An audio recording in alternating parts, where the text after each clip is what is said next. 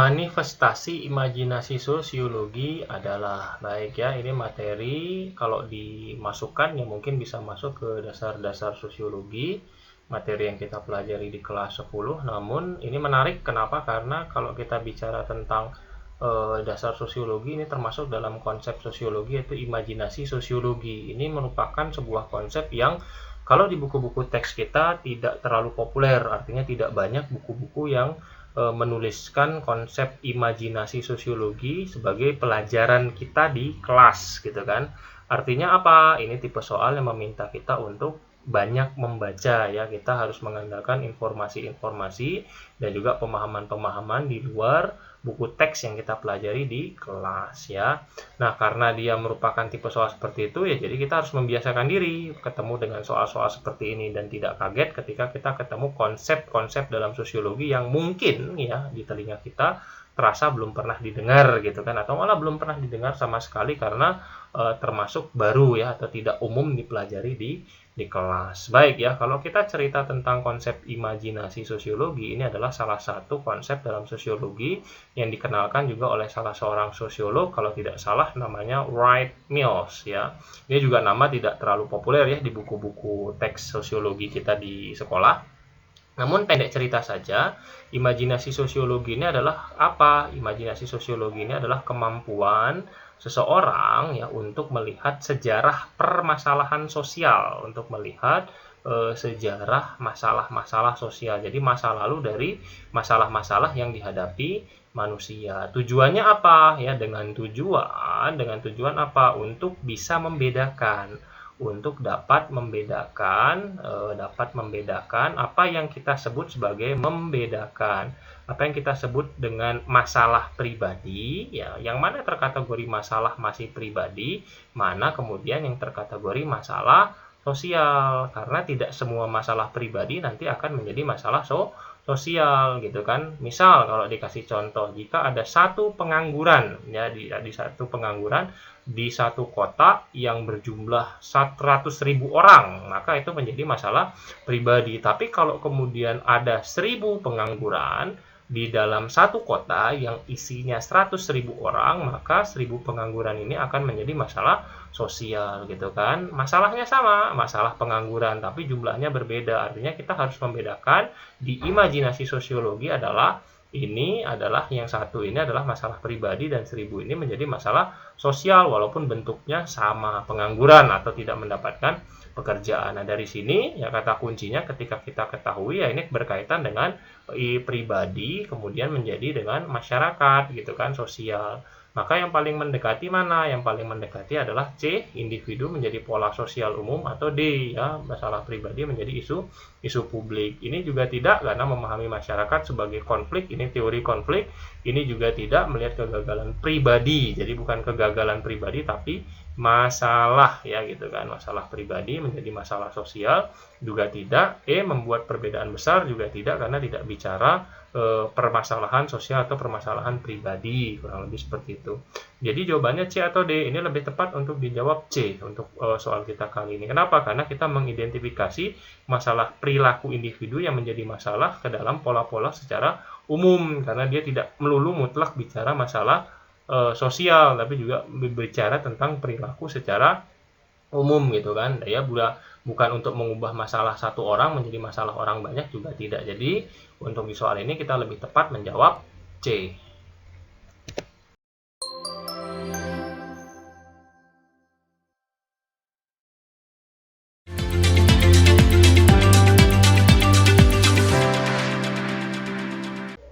Pertentangan antara kelas borjuis dan proletar menurut Karl Marx dapat dijelaskan dengan perspektif ya. Baik, ini masih di subbahasan tentang dasar-dasar sosiologi, terutama kita kembali ditanyakan tentang para sosiolog ya, orang-orang yang kemudian menceritakan tentang teori-teorinya atau teori-teori yang populer dalam sosiologi gitu kan, sosiologi. Jadi untuk menjawab soal ini betul ya, agak hafalan, teorinya agak hafalan, walaupun ada juga analisanya, namun cenderung kebanyakan hafalan. Artinya sekali lagi untuk menjawabnya ya kita harus mengetahui A, B, C, D, E atau pilihan jawaban yang ditawarkan, lalu kemudian mengenal siapa dan kemudian bunyinya apa gitu kan.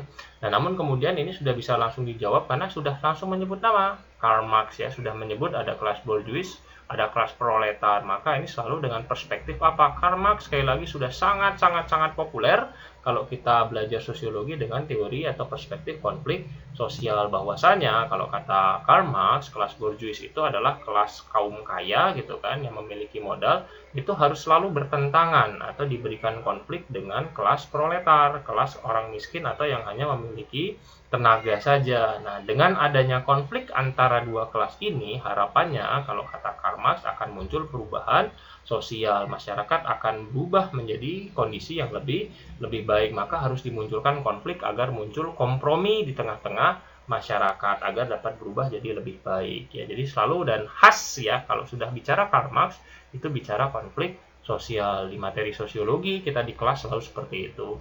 Nah, tambahan yang lain misalnya kalau kita cerita imajinasi sosiologi, ini menurut siapa? Ini menurut Wright Mills ya, salah satu sosiolog yang tidak terlalu populer karena jarang diulas di buku-buku kita. Ya, imajinasi sosiologi itu juga adalah sebuah kemampuan agar kita bisa membedakan ya mana masalah pribadi, ya mana masalah sosial. Bahwasanya masalah pribadi itu tidak akan sama dengan masalah sosial. Itu untuk melihat imajinasi sosiologi ya, kurang lebih gitu. Bagaimana dengan interaksi simbolik? Ini punyanya Max Weber, bahwasanya masyarakat itu akan berinteraksi sesuai dengan simbol-simbol yang diberikan oleh masyarakat yang lain ya. Misalnya kalau ada seseorang yang mengacungkan tangan ya, menggunakan telunjuk dan jempol, itu adalah simbol yang berbeda satu sama lain dan bisa diterjemahkan berbeda. Sedangkan struktural fungsional ini punyanya Emil Durkheim ya, punyanya Emil Durkheim yang kemudian menyampaikan bahwasanya masyarakat itu antara satu sama lain memiliki fungsi yang saling terikat ya. Satu fungsi tidak dapat berjalan tanpa fungsi yang lain. Contohnya misalnya ada guru, maka dia otomatis bisa bekerja kalau ada murid. Murid bisa belajar kalau kemudian ada guru, maka saling membutuhkan satu sama lain, terikat ya secara fungsional strukturnya. Tapi secara umum sekali lagi karena sudah menyebut nama Karl Marx, diingat-ingat bagi teman-teman ya, ini sudah sangat populer sekali dengan perspektif konflik sosial.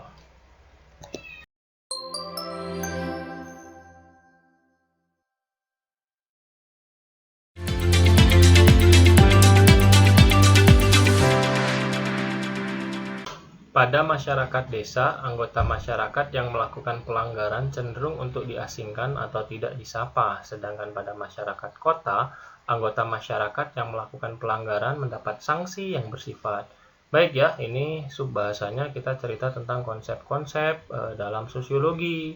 Artinya ini bab atau soal yang tidak bisa dikategorikan untuk masuk dalam bab tertentu di sosiologi. Dia luas ya, jadi ini bab yang mengandalkan pemahaman, mengandalkan informasi, mengandalkan bahan-bahan bacaan kita dari teks-teks literatur yang lain gitu kan. Jadi kalau kita cari jawabannya langsung di buku-buku teks sosiologi ya tentu saja tidak akan ketemu. Jadi sekali lagi pemahaman dan kemudian bacaan kita atas bacaan-bacaan sosiologi yang lain. Kuncinya adalah sekali lagi kita mengenal, memahami, tahu ya dan juga hafal istilah-istilah yang ditawarkan di pilihan-pilihan jawaban ya. Kita coba terjemahkan dulu secara umum. Represif ini apa? Represif ini kalau disebut adalah sebuah tindakan yang memaksa ya, adalah sebuah tindakan yang memaksa dan biasanya sifatnya fisik ya, bisa sifatnya fisik misalnya penjara, denda dan segala macam. Egois adalah sifatnya untuk mementingkan diri sendiri ya. Jadi sifatnya untuk mementingkan diri sendiri tanpa memikirkan kepentingan orang lain. Lawannya egois apa? Lawannya egois adalah altruistik ya, dimana itu adalah sifatnya itu mementingkan orang lain ketimbang diri sendiri, kepentingan orang banyak.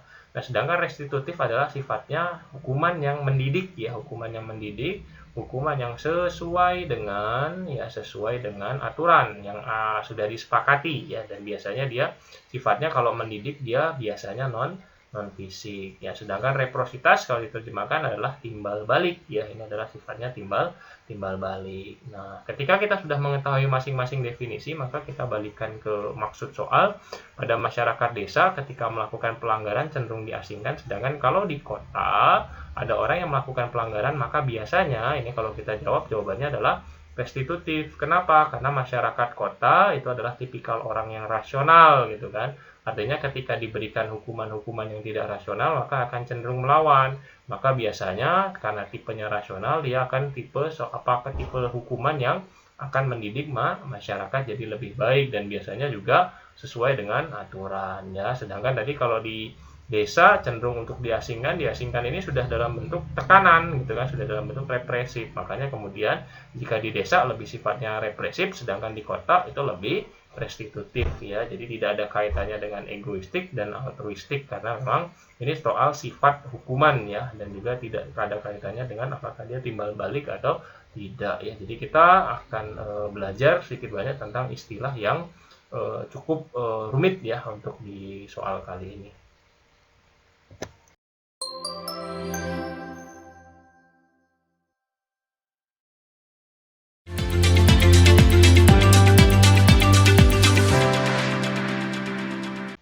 Ketika ayahnya meninggal, Esti sebagai anak tertua dari 6 bersaudara harus membantu ibunya bekerja membiayai adiknya.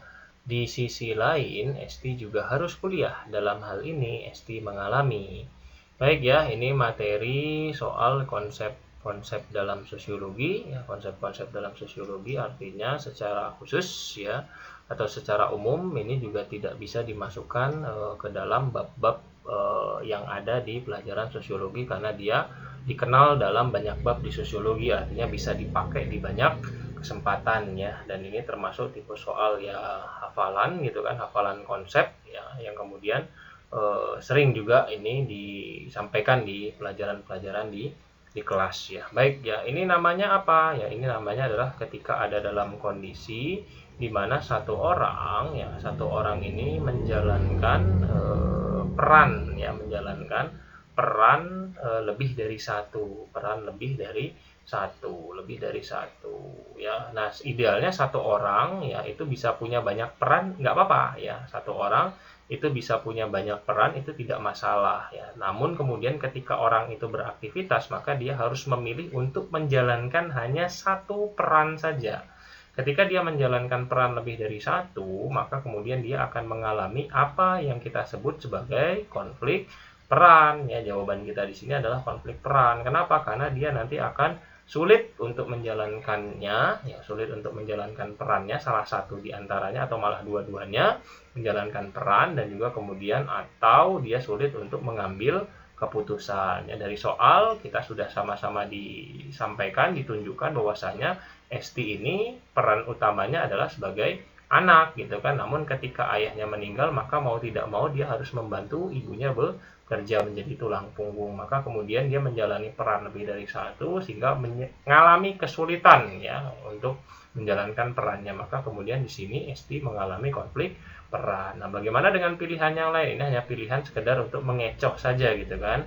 Apakah di sosiologi mengenal konsep-konsep seperti ini? Ya, secara umum ada, namun bukan sebagai konsep dalam sosiologi. Yang merupakan sebuah konsep dalam sosiologi, di antara pilihan yang ada dalam soal ini hanyalah konflik peran. Ketika kita sudah menguasai itu sebenarnya selesai, karena yang lain hanya sekedar untuk mengecoh saja ya. Jadi jawaban kita sekali lagi adalah D, konflik peran.